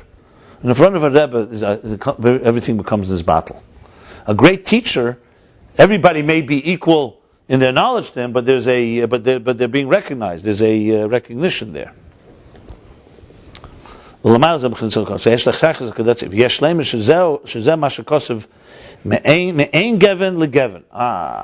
is what it means in Pardes when he said from no color to color. Remember on top of the page, Shar Beis, Perik Beis. Was it the pshat from the word me'ein geven legeven? Psichas of this from no color to color. From no color. Me'ein, ein. Ayin liyesh. Me'ein geven legeven. Okay, so he says like this now. Why is he saying me'ein geven? Why doesn't say just poshut? Pshitus from pshitus to geven. That's what he's going to say. Hainu she'ein ze k'may pshitus atzmus dein seif. Because he's not talking here the pshitus and atzmus dein seif, which is b'chlal she'ein be'erach hagvanim klal. Because he said before, you remember he said by Havaya, he said is the Havaya is the b'chlal le'ishanisi le'ishtana. The tough is begiven. Actually, that's not correct because that's what the Yud of Shem Havaya. That's already together. No, I take that back. So that's b'chlal not together of colors. Give an example to talk about colors. You say color white, it's white at least. It's a color. It's in the world of colors. When you say something that's b'chlal not the world of colors, like, let's say, Water has no color. No, but what is it in the world? I'm talking about something that's beyond the whole, an idea. Does an idea have a color? It doesn't have a color. I'm not going to say an idea is the beginning of colors. It's not in the same world, b'chlal. So when you describe white, you can say ein geven. Hold on, 1 second. Why do you jump in the gun? So he says, so we're not talking about Sheina Berach HaGorim Klal. Mashenkin b'chinas ha'chochma ime yes poshut. Even though it's poshut, meaning it doesn't have colored color. Mekomokim yesh l'shaychus al ha'sfiris. Nevertheless, it has a relationship and a connection to the spheres. There's also Pardes. Sardis is going through Pardes as everything. The Shah Seder Atzilus Perik Dal chapter 4. Be'inyan ha'chochmeh she b'chinas yesh ma'ayin l'gabe ha'keser. Chochmeh is like yesh ma'ayin l'gabe ha'keser. Kosov. This is the Pardes now. The eina kavona b'yesh. When you say chochmeh is yesh ma'ayin from keser. So what does he mean by yesh ma'ayin? There's eina kavona b'yesh yeshus hamusig. But then is how we understand yeshus. Yesh being an independent, a crass, or an ego, graspable. Omnam hakavana b'milis yesh, behevdla shebein ha'ayin v'yesh. In other words, relative, behevdla, in the separation, when you distinguish it from ayin, v'yesh, lo yesh is gomer, el k'shelul ha'ayin, lo mechayev ha'yesh klal. It's a little, it's part of this language. No, this is the part. No, you have to read it closely. Yeah, that's why you can see. Omna kavan b'milis yesh. He means behevdla shebein ha'ayin v'yesh lo yesh is gomer el kishel la'ayin lo mechayev ha'yesh klal. He's basically saying it's not ayin, but it's not complete yesh. It's an independent, in the between state. I always use the example of a seed because it's one of the best examples for these things. It's not exact example, but when you look at a seed, mamish a seed, the first second of conception of a child. No way that if someone showed it to you and you never knew, there's no way this is a life. But it's a yesh compared to the second before when it was ayin. You can't compare it to a yesh that emerges in the world and that. I'm just giving you an example. So he's basically saying, when we say that chochmah is yesh ma'ayin, you're saying it's basically the in-between state between the ayin and the yesh mamish. Follow? That's what he's saying. The words, to read slowly, the words are like this.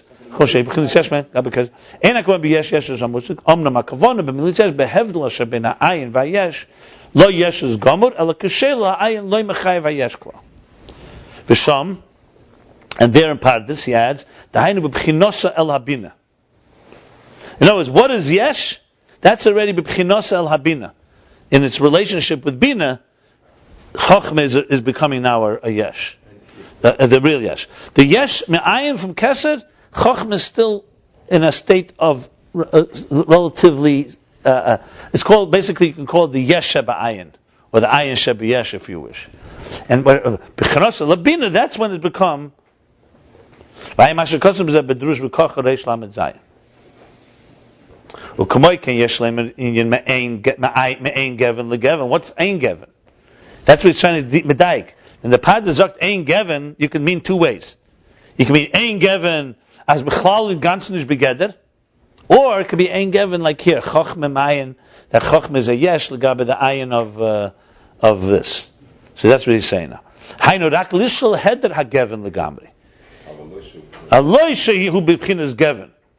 When you say Ein Gevin, you're not saying no color altogether. You're just saying lishal heder hagevin legamri.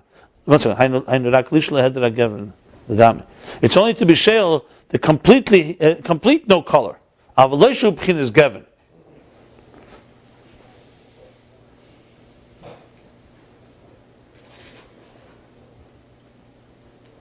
No. Ayin Gevin legevin, by the way, he's talking Chochmah itself. Chochmah itself is from Ayin Gevin legevin. Not Chochmah is bringing from no color to the colors below Chochmah. Oh yeah. That's what I think he's saying now. Because he says, HaChochmah Gevin HaSapir Shupsichas Kol HaGvonim Ayin Gevin legevin. Umemenu Yischalku legvonim. So it's definitely a state before. So that's a description of Chochmah? Yeah. Ayin Gevin legevin. Let's go back. Tell me if I'm right. Maybe I'm wrong. Go back to the bottom of page Reish Chavav. So he says, Chochmu Gevin HaSapir, Shu Psichas Kol HaGvonim, Ma'ayin Gevin LeGevin, U'memenu Yischalku LeGvonim.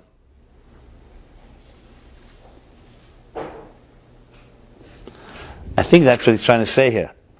So he's saying, in other words, Gevin is also Chochmah. Ma'ayin Gevin LeGevin means from Kesers. Is describable by Ein Gevin. I think he's saying that. I think he's saying that. I'm 1 second. Let me see a second. So Ein Gevin bis Gevin. Das ist Chochmah. זה באמצע כאילו. זה לא Ein Gevin, זה לא Gevin. זה באמצע. Ein Gevin לגevin, רק לשלום להדר הגevin לגמרי. אבל לא ישו בחינת גevin. Because that last line of Aleshu b'chinas gevin, how does that fit? So he's not in the level of a gevin. He's not in the level of a color. But it's also not in the level of Ein Gevin. Right. It's. He says Hainurak lishla heder gevin legamri. Like he says lishla before. Like he says leimachayv hayesh klal, but it's only lishla hayayin el k'sheil ayin leimachayv hayesh klal. He puts it the same lashon that the Pardes is saying, that when you sheil ayin, you're not machayiv yeshet. Just because you're saying it's not ayin doesn't mean it's a yesh yet. So he's saying the same thing here. Just because it's Ein Gevin doesn't mean it's a Gevin yet. Okay. That's what I think he's saying. You understand? So basically it has both. It has the Ein Gevin and it's No, it's in the world of Gvonim. That's why. It's not. It's both things. It's not sheil completely, beyond colors altogether, but it's also not a color yet. It's a colorless color. That's the bottom line. None but in Gvul hosta epis that can bring you to hashva to rotzna elyon. That's the bottom line. That's the main chiddush here. Valdik. It's mamish in the interface. He's showing you, yeah, because you see it in the chemistry of the whole thing, in the dynamics, the anatomy of existence. In the world of structure, he's planted things that are already leading you out of structure, but they're still in structure. That's this interface, this so precision.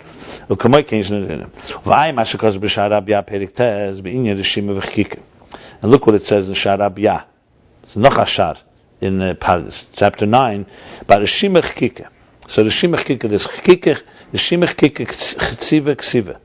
There's writing, Chitziva is another level, but this Chkike is engraving, Rishimah is like just making a mark, an impression. So he says, what does he say there? The Rishimah ein beit tfisa dayin. When you make just a mark, an impression, like when you start, let's say before you start engraving in stone, you first make, you first make an outline, let's say. Let's say you make an olive, you just make a, then you're gonna, so the Shima, he says, ein beit tfisa dayin. It's not yet graspable, it's not yet defined, it's just a, kim lehevla sheben einei liyeshne. What's the Shima doing? Before, there was nothing on the stone. So there's a difference. The only thing is you've began the process. It's no longer ene, something has begun. But it can't define it as being a final product. A yesh. He's giving an example of a place that's not ayin and not yesh. Yeah. Kimel sheben ayin liyeshne. L'tzein leiber kehevdel sheben ayin hagomer liyesh. Dafke tchilas hayeshes. That's what he says there. In other words, there's a difference between Ayin HaGomor. Again, let's start again. Someone takes a blank piece of stone, and so when you there's nothing there. You make a little rishima, a mark. You know, when you make a mark, and later you're going to come back and fill it in, right? So that rishima, what is that? You can't call it Ayin Amiti anymore. It's no longer Ayin Gomor. Something is there. But you can't call it Yesh either. You don't even have a letter. You may not even know what's coming next. Chikike is when you start really engraving it. So it's Dafka Tchilas HaYeshes. Is the beginning of something. And this is how the letters are, how they are in Atzilus in general. In other words, at a Shima. And specifically in Chochmah. So remember, we're talking about Asis and Avonim. Everything is stone. So remember, we talked about the levels. Remember earlier, we talked about the Parsis, talked about letters that in Kesser, they're like letters that are engraved. In Atzilus, they're like written letters.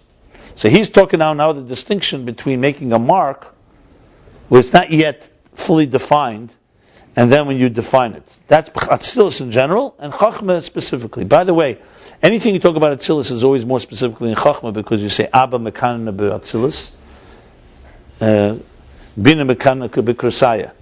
So the worlds are also like Yud Kei Vav Kei are like the spheres. Chochmah is Atzilus, Bina is primarily in Bria, Midei Zah is in Yitzira, and Malchus is in Asiya. Okay, so in Chochmah Befrat, like it says in the addition there, the end of Vayikra. So there's the Sof, it says Lahavin Mashakasu Be'etzchaim, safe the end of Seif Perikei. But Mokamacher Isa, the Rishima Ba'arech Hampin. Okay, he's just for complete. So there it talks that it's in Chochmah or Atzilus. Elsewhere it says the word Rishima is Arech Hampin in Keser. Fine. Well, the fishing in Rishima B'chinas HaKelim, and because it's in Rishima B'chinas HaKelim, Rishima, remember now, he's not Rishima with a hey. He's going back to the Rishimu. That was after the Tzimtzum. That was why. That was the impression left. What is that? B'chinas HaKelim. Kosav. That's why he writes, because Rishima is the level of Kelim, Kosav Bein Ayin HaGomor Liyesh Tchilas HaYeshes. That's why he writes that Rishima, the Rebbe Rashab is explaining, is the in-between place. Ayin HaGomor there's no Rishima altogether. Liyesh HaEr. I'm sorry, Liyesh Tchilas HaYeshes. In other words, he's being medayik. Why is it called Yesh? Why is there Yesh? Because the Shima is about Kelim. The Shima is not about Er. And the Shah said that Atzilus he writes, it's going back to what he said before. He's quoting the same thing. When you shel ayin, doesn't mean yet you have a Yesh. And this is referring to Yair. So in other words, he's distinguishing two levels here. He said that earlier, but he gave it to the color. Okay, so the Shima is really more in Kelim, and that first part, this is more in Eir. Because here it says Tchilas HaYeshes, and there it says Le'mechayev HaYesh. You understand? In other words, the difference here, there is a Yesh going on. There, it's Le'mechayev HaYesh yet, so there's no Yesh. Okay. And according to this, we're talking about Eir HaChochmah, the energy of Chochmah, as it's a relationship with the order, the cosmic order. Because you're already talking about Chochmah is becoming the beginning of the process. So it's not a color, but it's connected to colors. We could also say that the level of Chochmah that has no color at all. So he's going higher. Not Chochmah as it's connected to Ishtalshalos. We're talking about the higher level of Chochmah. She b'chinas ha'ayin d'keser mamish. Rak shenim tzebein ha'netzolim. So he's going higher. First, till now, he was saying Chochmah. This is how Chochmah relates to the lower spheres. Now he's saying no. This is really the ayin of keser, the higher. Remember, Chochmah has many levels in it, and generally, this Chochmah how it's more connected to keser. This Chochmah as it connects to the other spheres. So he's saying it's the higher. That's really the ayin of Chochmah, of keser. I'm sorry. And Keser is Bechal, but it's the way it's found Bein Anam Tzolim. So it's essentially the ayin of Keser as it manifests by the emanations. V'chei mashma pelacharim and seif shar hagvanim. Same. It's also, and this is how it also appears in Pelacharim, and this is Rameh. Mipana is a commentary on the Pardes. That there it also appears that the intention here is in the higher level of Chachma. In other words, the lower level of Chachma. Okay, let's see here. So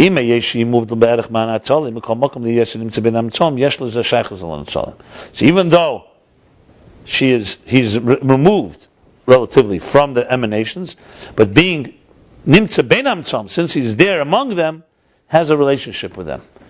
And through it, all the colors become visible, become revealed, as they are in their pure, true form. Like we discussed earlier in Aveda, that this Nakudas, this connection to God, that for no other intention except the connection itself, is Pnimius Chachma. Did he say that? Yeah, he said that in the parentheses, right? Bittul de Chachma, yeah. Pnimius Chachma. Before he spoke about the interface of Malchus, one second. The interface of Chachma. And this is the foundation of the work all day, the service all day, in the exertion and studying, in the performance of mitzvahs, in doing good and avoiding evil, that it should be according to their core true personalities on their own. Like it says elsewhere, but Pnimius Ab is Pnimius Atik. The Imeyesh is Pnimius Atik Mamish. Even though it's Mamish Pnimius Atik, Mekom the issues of Pnimius Ab is Shaykh B'Zam Shacha. So even though it's the same level, but now that it's Pnimius Chachma, Pnimius Ab, in other words, it can be drawn down. How does that fit in here? Mm-hmm. So you can bring that down, that level of pshittus, that level of colorlessness can be brought down into below.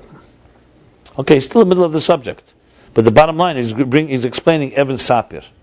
Sapir, that's why it's Sapir. No color? He's going to explain the next chapter how that fits exactly. You see Crystal. He brings it right away. Okay. Kitzer, but Pardes of Meireir Isa. In the Pardes of Meireir it says Evan Sapir Meloshin Malchus Kshmakabel Mechachma. That's Malchus as it receives from Chachma. Or Beshar Gvonim Kosev.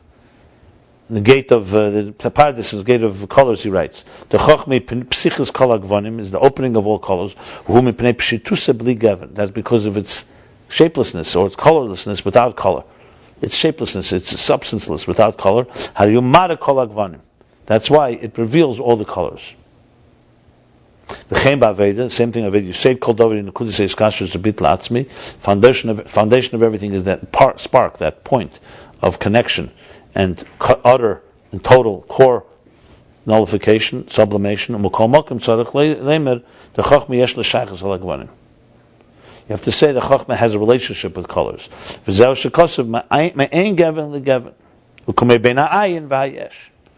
what it means, from no color to color, like between the ayin and the yesh. You could tights it both ways. You could also tights it between the no color and the colors that come afterwards. Okay, tights it both between ayin and yesh. So, but Chachma itself, in other words, where's Chachma? Chachma is in that in-between place. It's not an ayin anymore, but it's not a yesh yet either. The same thing like a shima in containers. This is an eir, and that's in containers, the shima. So the shima in containers is a similar thing, that you have a mark, but it's not yet. See, everything is kelim and eiris. In the kelim you find these levels, sapir and the eiris. It's always the two. See, because the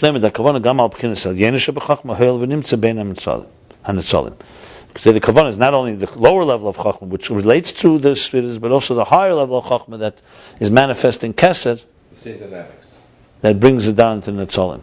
It all comes down to, you see, that the interface, it just moved a bit up. When you go higher chachma, you're going a little higher. It's every level is being addressed here. Remember another thing. If you remember before, he was connecting, if you remember, Malchus to Teferes, then he connected Yichud Ava was connected. So Chachma is a key. You don't get the Primus HaKeser without Chachma in some way. even Yaakov. Even when you go to Kavim Tzoy, the Primis HaChochma is necessary.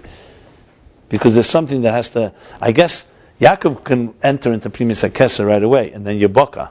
But Chochma, Primis HaChochma, is what brings it into the shapes of this. It's not just a jump. It's not just to Primis HaKeser jumping to Teferis.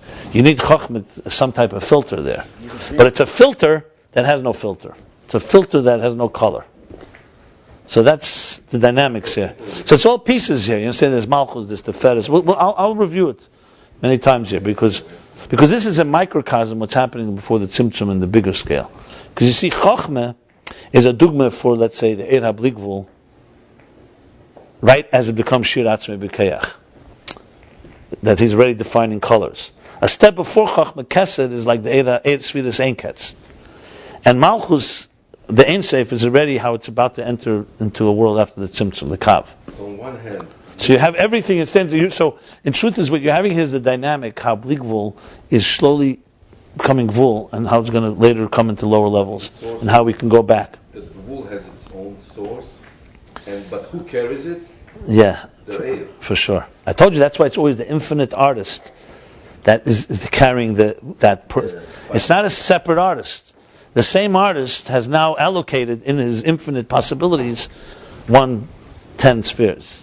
See? It's how Bligvul is becoming. Okay. You have to. Both. It's truth of both. It's really going into. Okay, let's sign off. Yeah. So we did the first chapter, Maimer 30. We did chapter 117, page 266 through 260. I'm sorry, page 226 through 228.